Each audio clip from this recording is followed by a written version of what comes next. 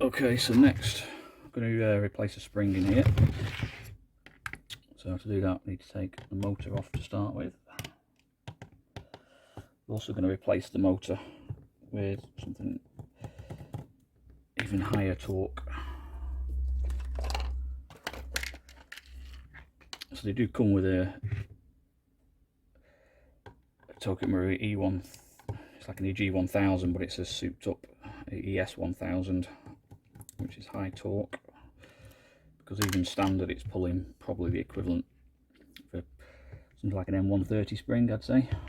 So anyway, let's pop this off here.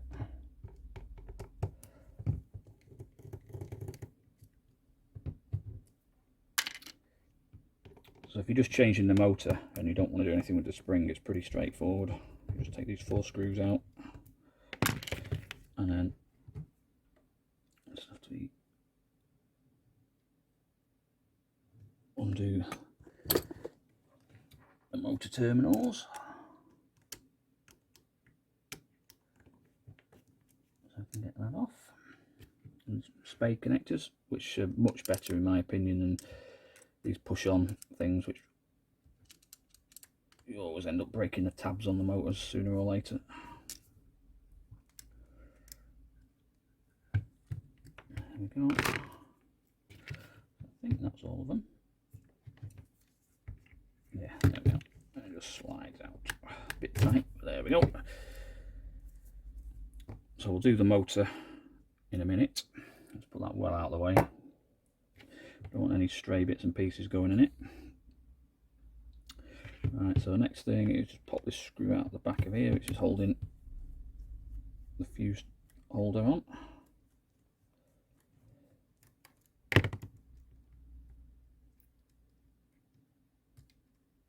There we go. Take that whole assembly off. Just move it out of the way.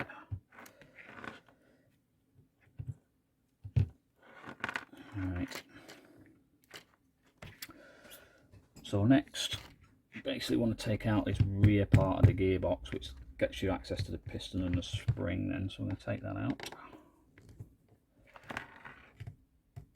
I can't remember exactly which pieces you have to take out here, so let's take out, let's say these first. I think it's these 4.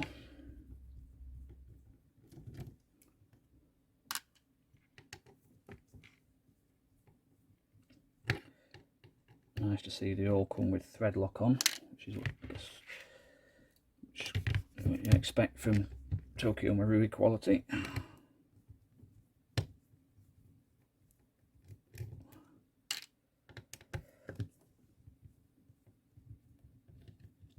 And I think we're not far off. I think perhaps maybe this one as well.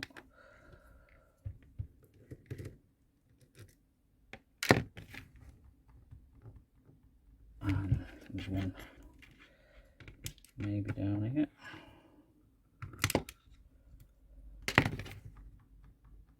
Let's see what else is holding it on. Oh yeah, there's a pin that you'd hammer out there. So just punch that out.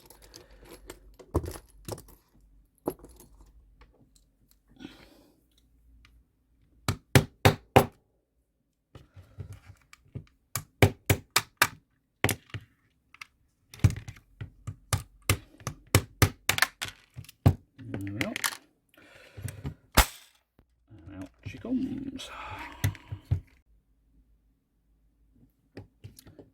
Actually, there was one extra long screw holding this lower gearbox in place, which it was, I can't remember which screw it was, I think it was possibly that one, and then you can take out the gearbox. You know, you can see it's got pretty chunky gears in here, and that's from factory. That's really nicely shimmed. So just a tiny wiggle of play on the gears, and none of the flat faces of the gears touching each other. So yeah, that's really nicely done from factory. Don't need to do anything with that. Now I just need to get this bit off, which I'm just trying to remember how you do.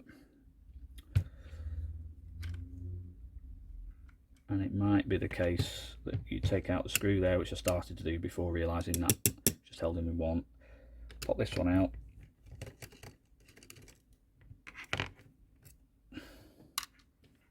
and then it's basically a clamshell that will pull apart. And it's probably easier to get it out that way. Yeah, there we go.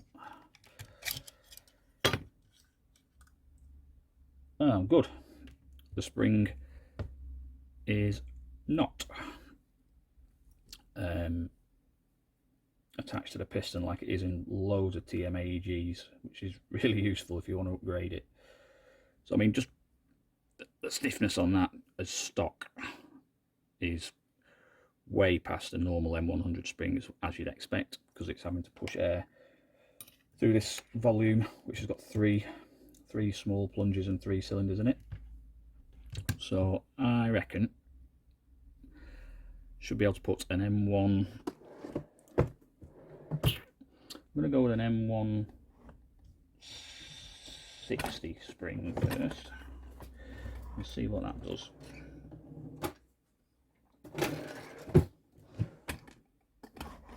Just get this one.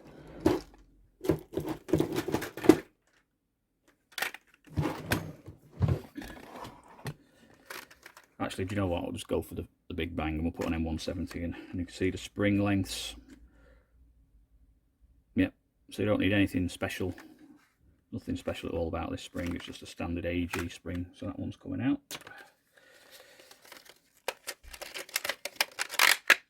We'll put this M170 in.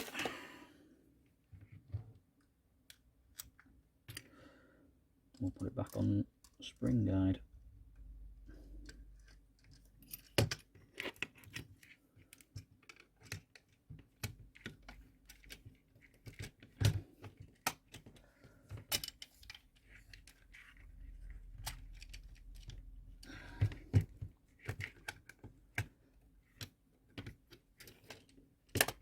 There we go. Just get these two pieces aligned properly. Let's get this one in.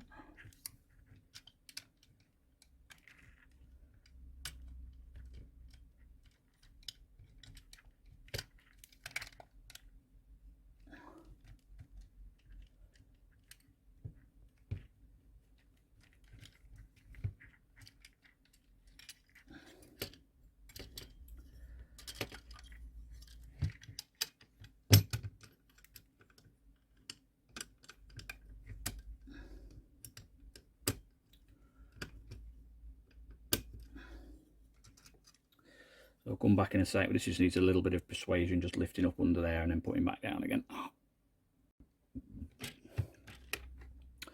Okay, so we've got the spring back in. Don't even need to disassemble this gearbox at all, it's very well shimmed, so we'll push that back in as well. All that lines back in there, so I think the first thing I'll do is I'll push this locator pin back in. And that'll keep everything lined up.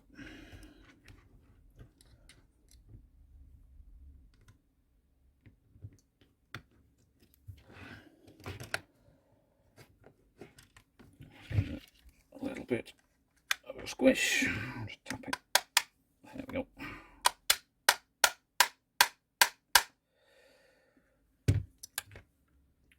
Punch it. Finish it off with a punch through in a minute. So put all these screws back in.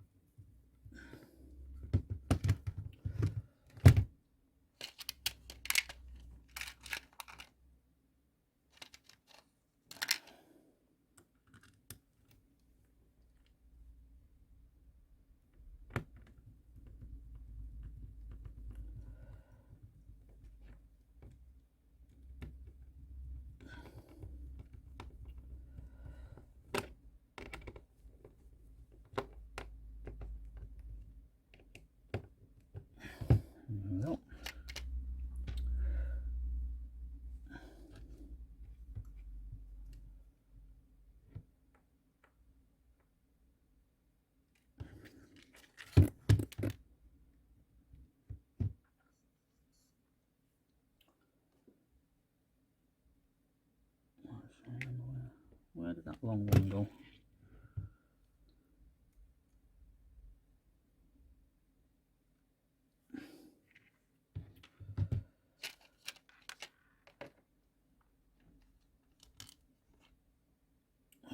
One of these over here.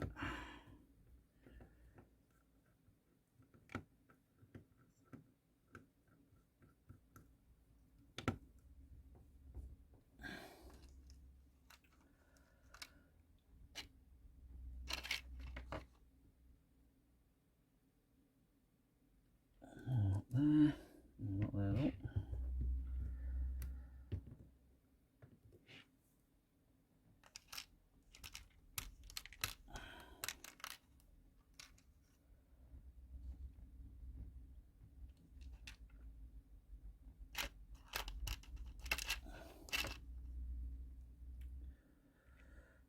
One there. That one there. This little diddly one back there. I was just trying to remember where this one went.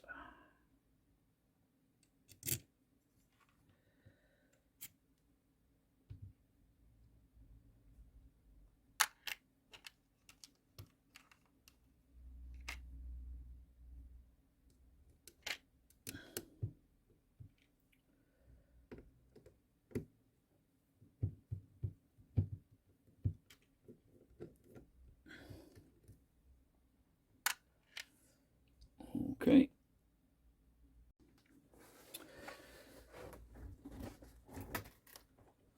So yeah, I forgot on these, if you use anything other than a 7.4 LiPo, it trips a circuit breaker in here. Because the TM stock Mosfet won't let you use anything more than a 7.4 LiPo. So I'll show you what happens if I connect. I'll just show you that it's working for a start. So let's get the rate of fire, the 7.4 LiPo.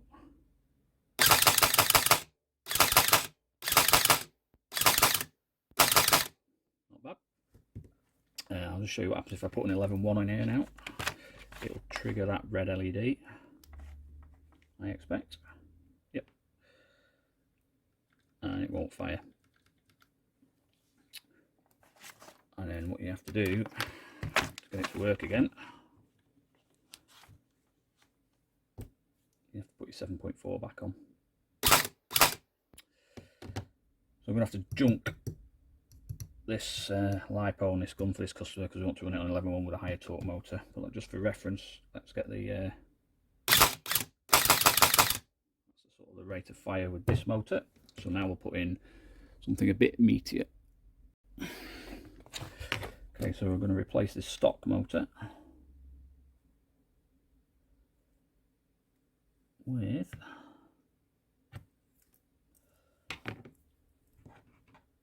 something a bit pokier.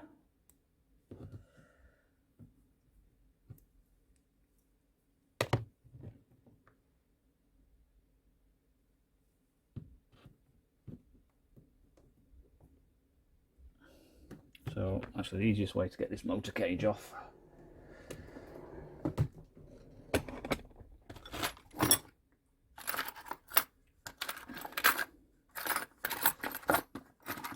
is to adjust the motor height screw.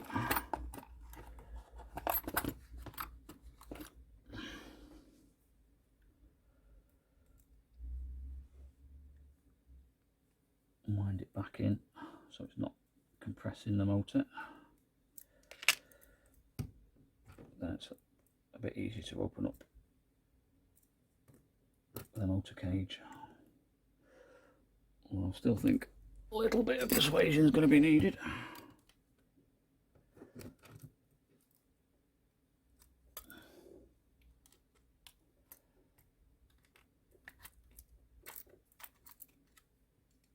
There we go.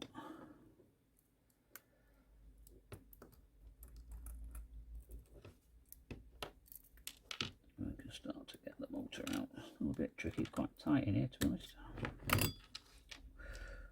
What watch for the motor adjustment plate, that black screw tab and that pivot arm.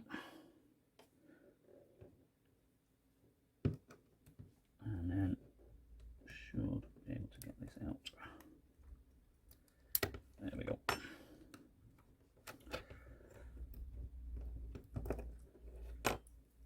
So that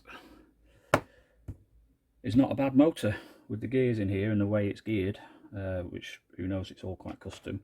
It will pull an M170 spring, which should give the equivalent of maybe an M100, but we'll see.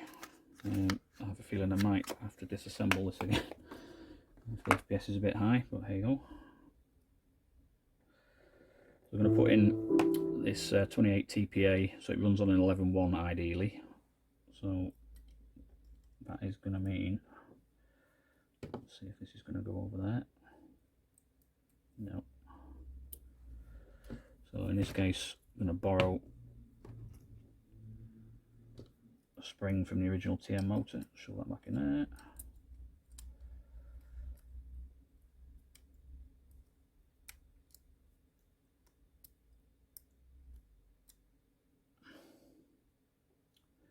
Which way around do we want it?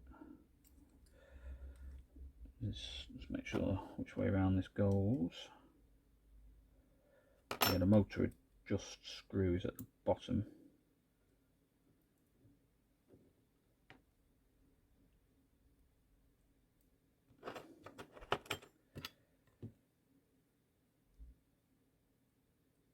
This pivot arm goes like that.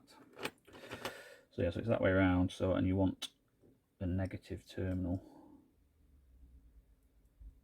which is across this way. These plates don't go that way, they go that way across the motor, like that way around. Shove this back in.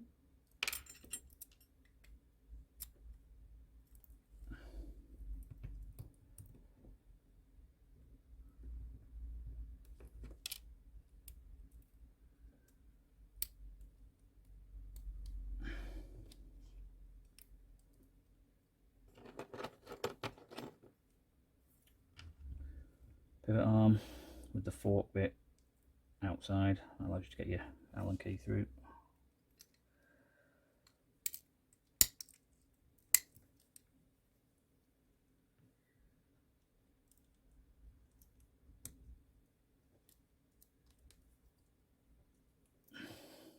There we go.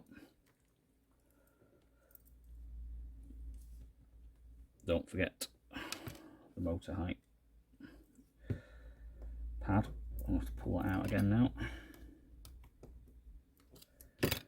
Hopefully I can just slip that behind the motor. Oh, first time, nice. There we go.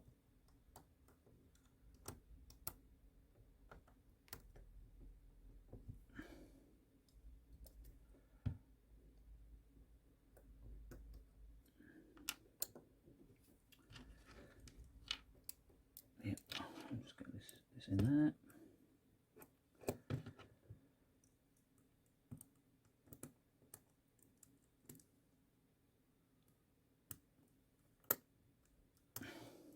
There we are. Right, so I'll put this back on.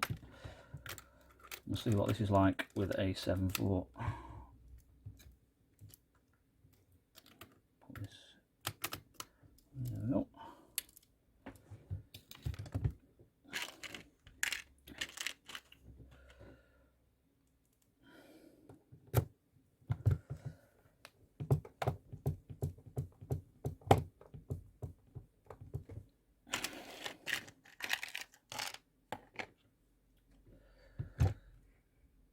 One of these is a short one.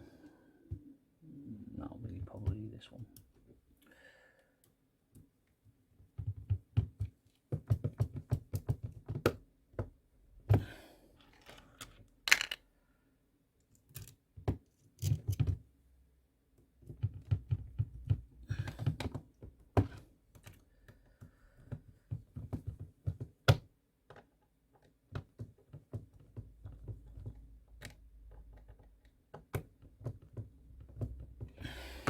Okey-doke. Put the motor wires back on.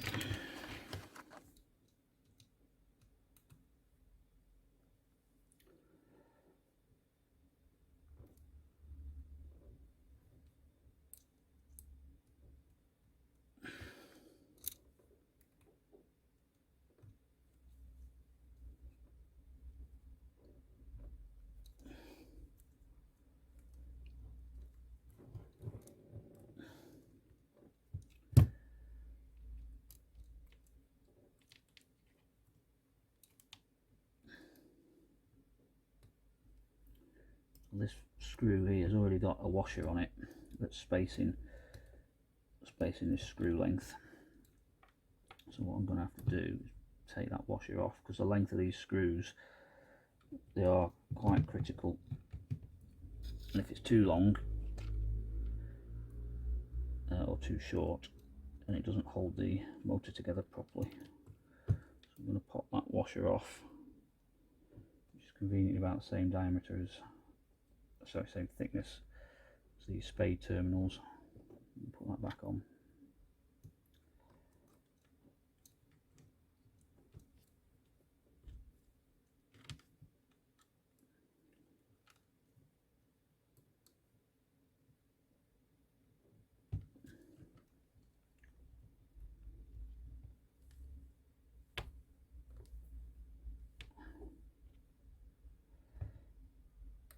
There we go, that's that one on. Other side, positive.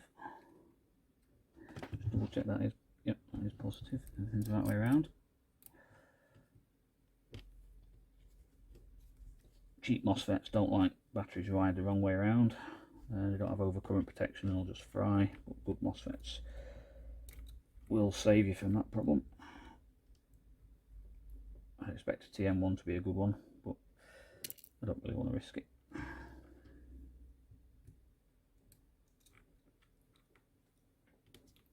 So put that in there, get the spade terminal in.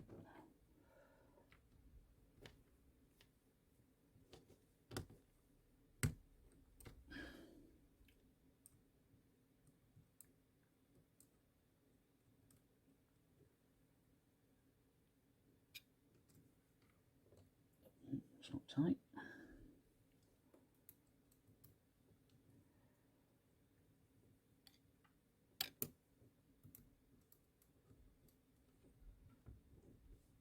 Get in there.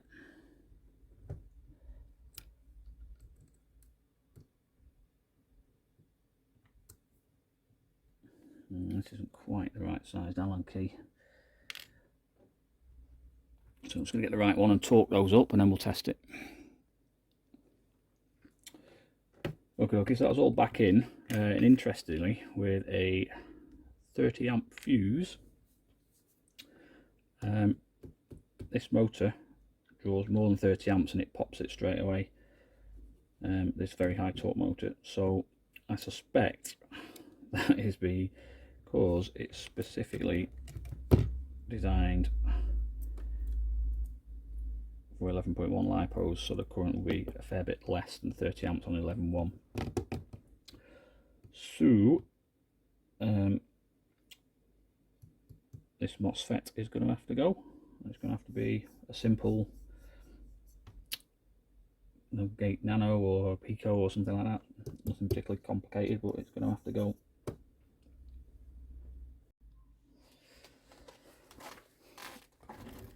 Okay, so there's actually a couple of things going on with the reason why it was drawing more than 30 amps and popping the fuse, and that's one, running this 11.1 on a 7.4 wasn't ideal. There's a little bit too much current draw.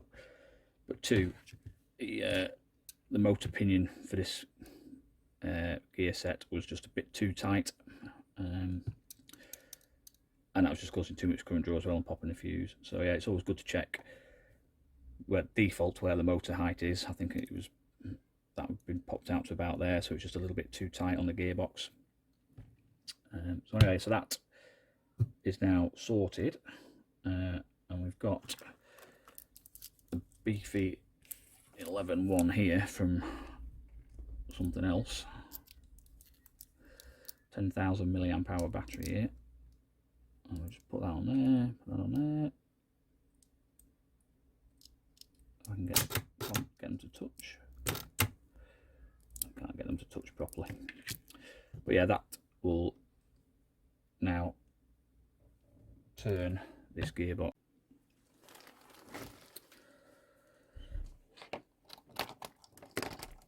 Okay, so yeah, we've had to install a Mosfet in here now, and the customer and I decided just want a very basic, so we're using one of these It happens to be a Perrin Mosfet in this instance, but it's one of these really small inline ones. We didn't need anything fancy on this, so it's just something to protect the trigger contacts and drive the motor. 11.1 as a standard TM1 doesn't, so it's pretty straightforward. I'm going to heat shrink that last bit in a minute. So what we've fitted here is it comes, got the one with the fuse already, so it's quite nice. So got the fuse in line, positive feeds off to the motor, and then also feeds off down here to one side of the trigger contacts wire, which I've had to cut from the standard board, and the other side feeds onto the thin Mosfet trigger wire, and then simply just route the negative to the motor, and yeah, works great. So got that in now. 11.1 no problem. Rate of fire is pretty good. If I just find a battery, I'll show that. Okie so got the 11.1. Put that onto there. Just be careful of that bare wire, and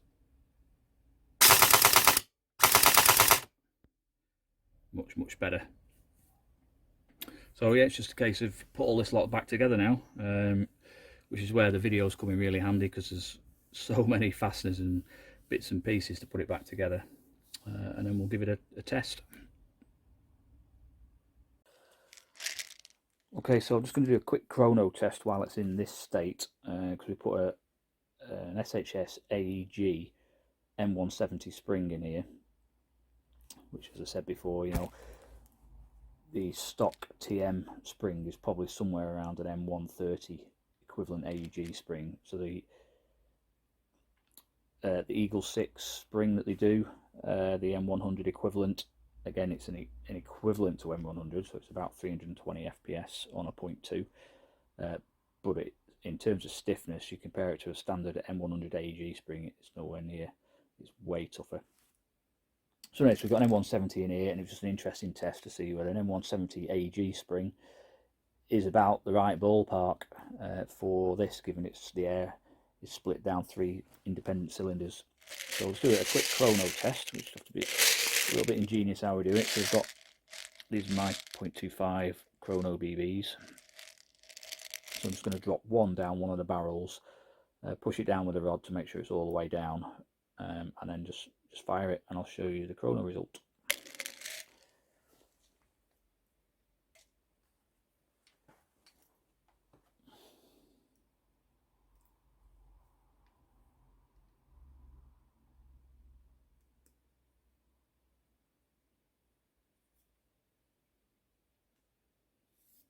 There we go.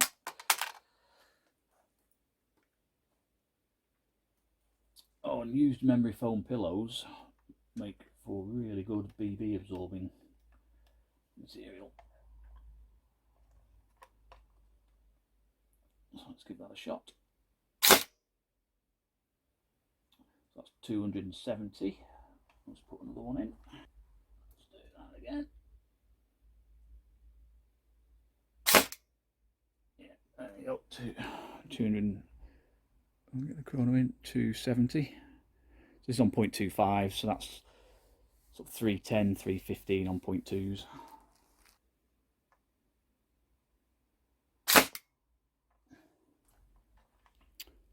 275. So yeah, so it's an M170 spring.